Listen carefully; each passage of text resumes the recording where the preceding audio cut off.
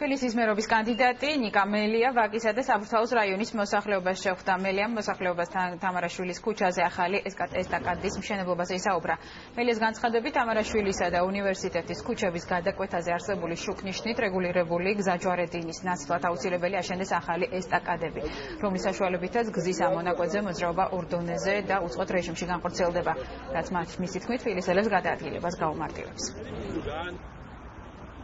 მოსახლეობას დღეს ერთი გავაცნოთ რეალურად პროექტი, რომელიც განხორციელებასაც ჩვენ ვაპირებთ და მეორე მივიღოთ ის შენიშვნები, ის რეკომენდაციები, რომელთაც მათ შესაძლოა ჰქონდეთ ამ პროექტთან დაკავშირებით. ეს პერსპექტივა, რომელიც ეს გვაჩვენეს ახლა ჩვენ ესტაკადასთან დაკავშირებით, ხო?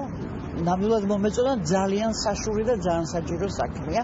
მე ამ მიკრორაიონში აქ ვარ, ამ უბანში ვცხოვრობ და ნამდვილად ძალიან საჭირო და დროულია ეს ყველაფერი.